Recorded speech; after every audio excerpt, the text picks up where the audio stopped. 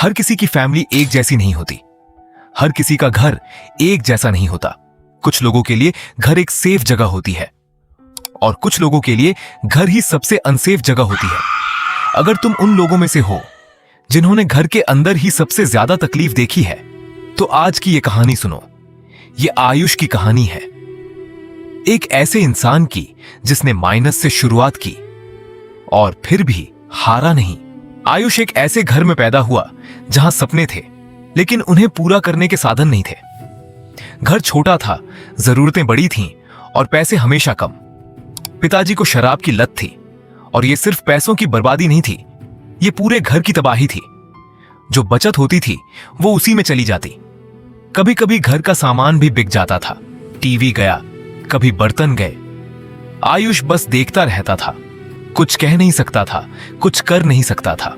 जब कोई जरूरत होती, दवाई चाहिए, कॉपी चाहिए, कुछ भी, तो रिश्तेदारों के यहां जाना पड़ता था और वहां स्वागत नहीं होता था, ताने मिलते थे।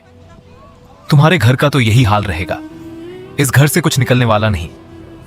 ये शब्द सुनकर आयुष के अंदर कुछ टूटता था, लेकिन वो चुप रहता था क्योंकि उस वक्त उसके पास और कोई रास्ता नहीं था। स्कूल में जब ट्रिप का नोटिस आता था तो बच्चे खुश होते थे, प्लानिंग करते थे। आयुष भी खुश होता था एक पल के लिए, फिर उसे याद आता था। घर जाकर वो नोटिस अपने बैग में ही रहने देता था।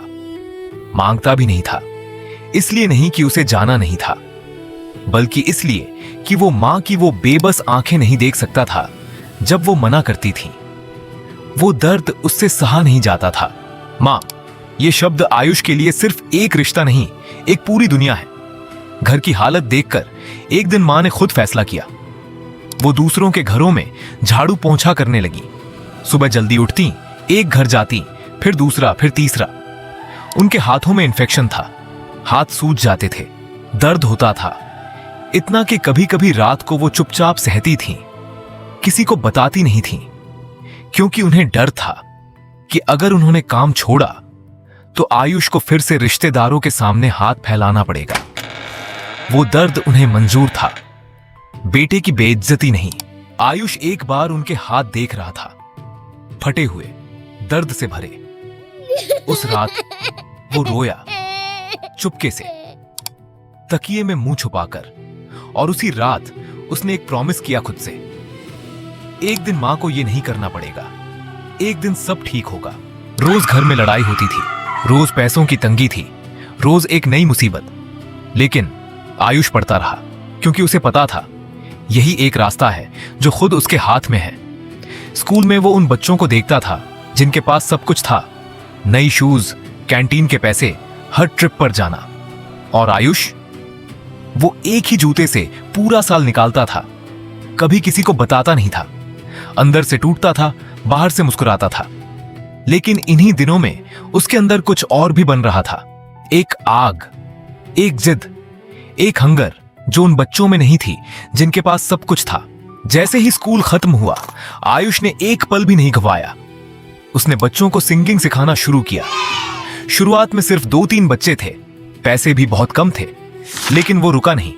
दिन में ट्यूशन, शाम को सिंगिंग क्लासेस, रात को अगले दिन की प्लानिंग। थकान होती थी बहुत, लेकिन जब मां के हाथ याद आते थे तो थकान कहां चली जाती थी पता भी नहीं चलता था।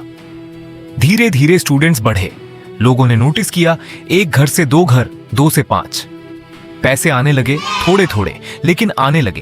पहली बार आयुष ने खुद अपनी मेहनत से मां के लिए कुछ लाया, एक साड़ी।